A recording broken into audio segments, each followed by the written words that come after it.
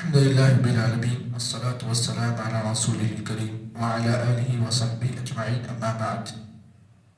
أعوذ بالله من الشيطان الرجيم. بسم الله الرحمن الرحيم. لن تنالوا البر حتى تنفقوا مما تحبون وما تنفقوا من شيء فإن الله به عليم.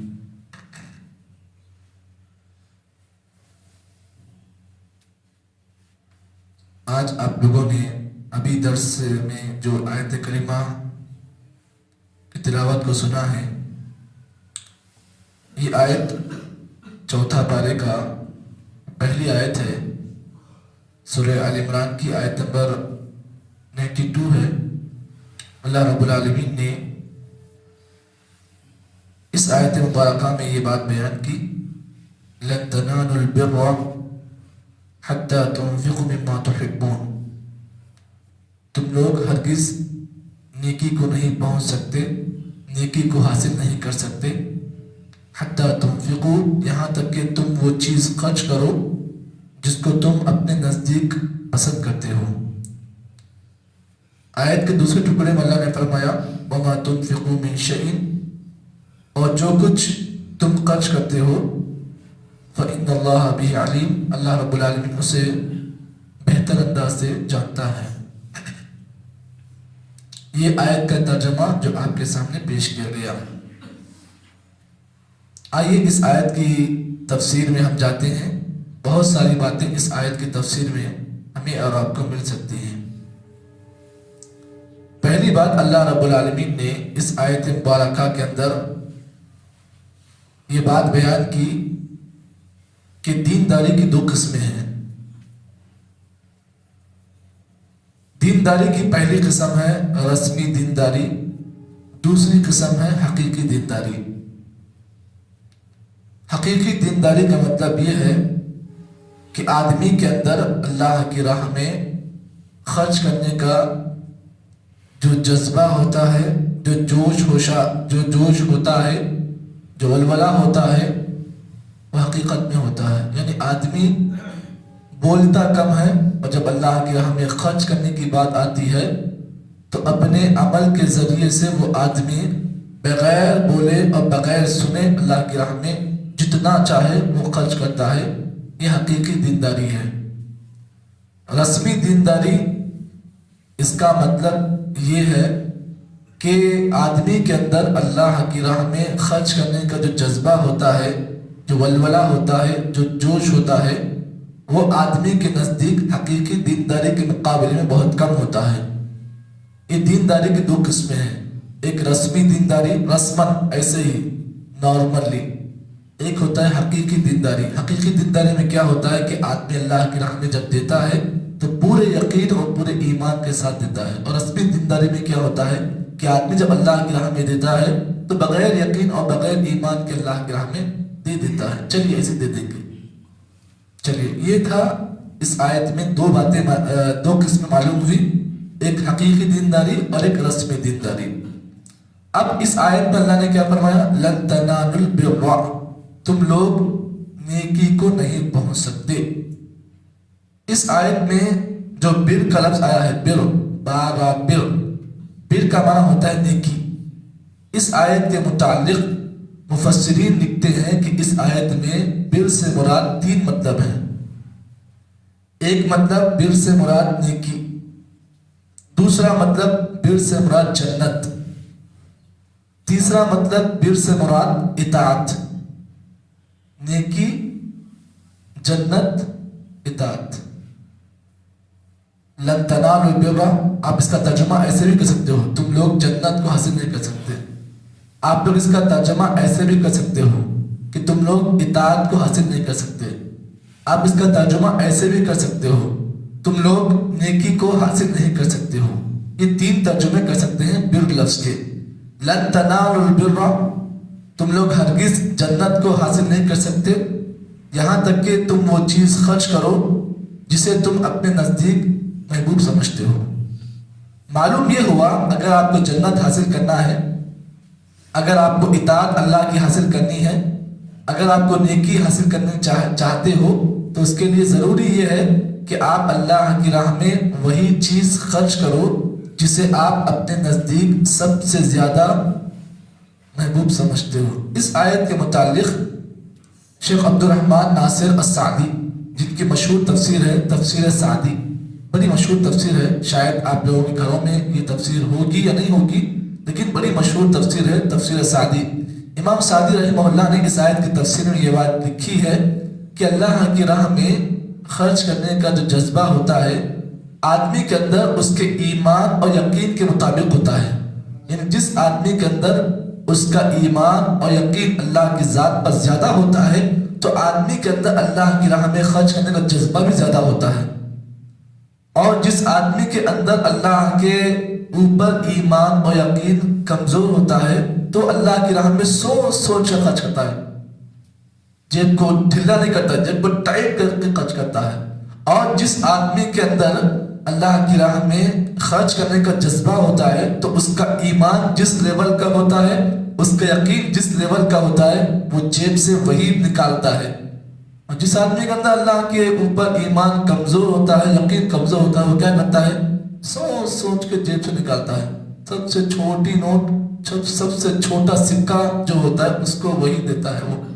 لیکن جس آدمی کا ایمان اور یقین ایک لیول پر ہوتا ہے نا، وہ اللہ کی راہ میں جب بات خرچ کرنے کی آتی ہے تو یہ نہیں دیکھتا کہ نوٹ 500 کی ہے یا 2000 کی ہے، بلکہ وہ دیتا ہے اللہ کی راہ میں دینا ہے مجھے، کیونکہ اس کا ایمان وہ لیول کا ہوتا ہے اور اس کا یقین وہ لیول کا ہوتا ہے۔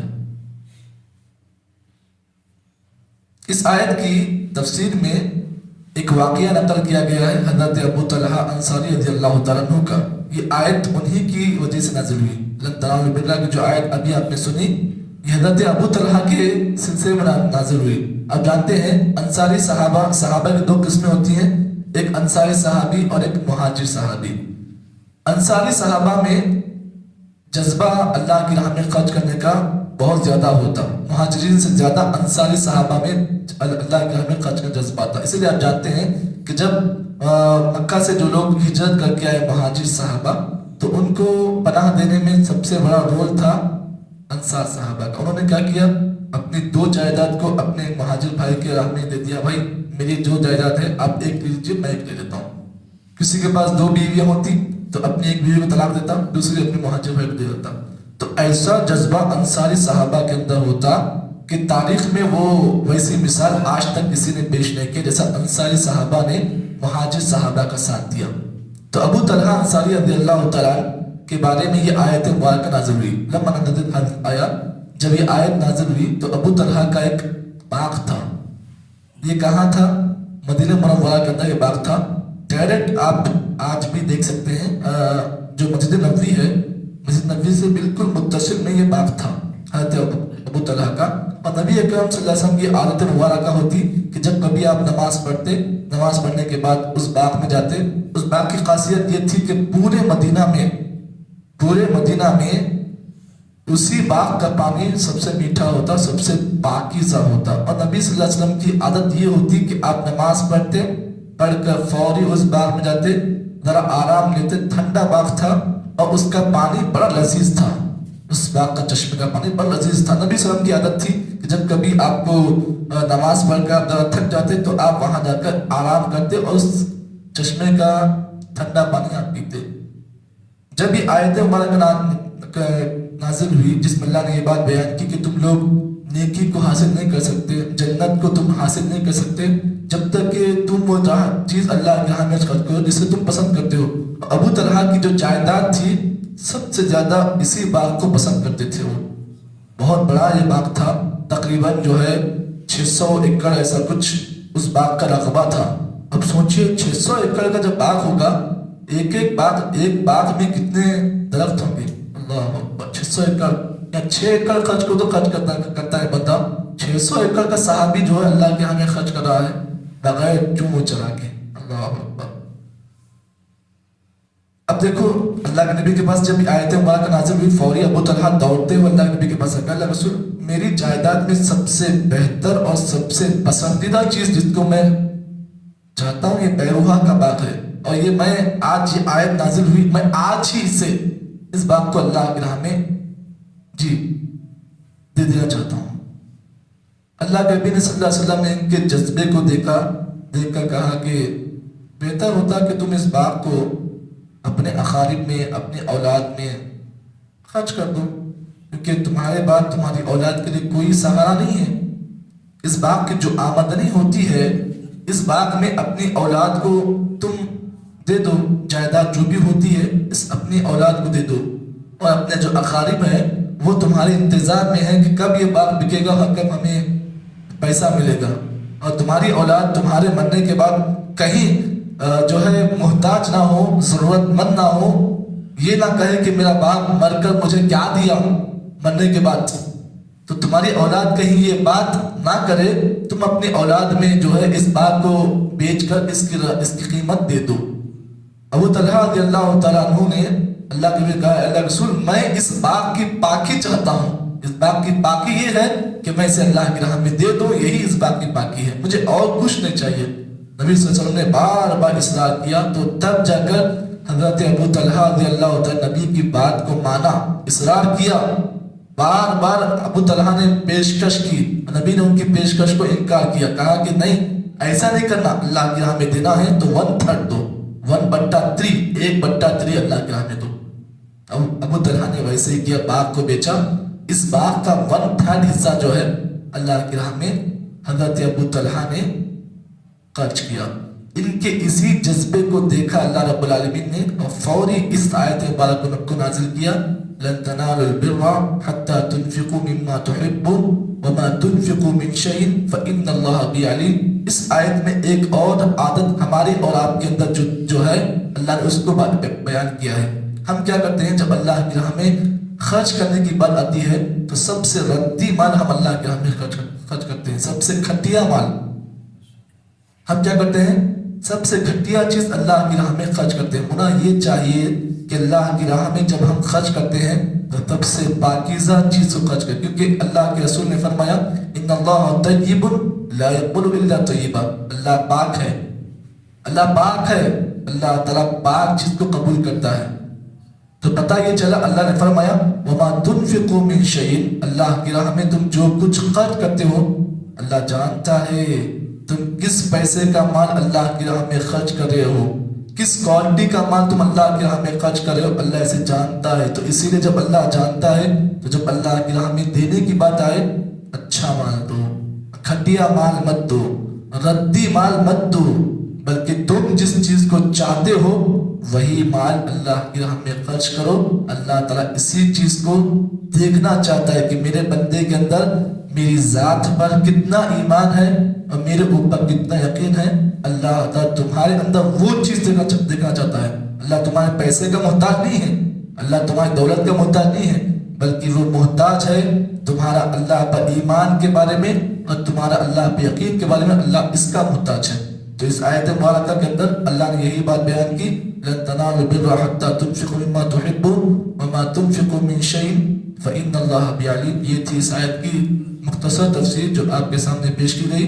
آگے کی آیتوں میں اللہ رب العالمین نے اور بھی باتیں بیان کی ہیں۔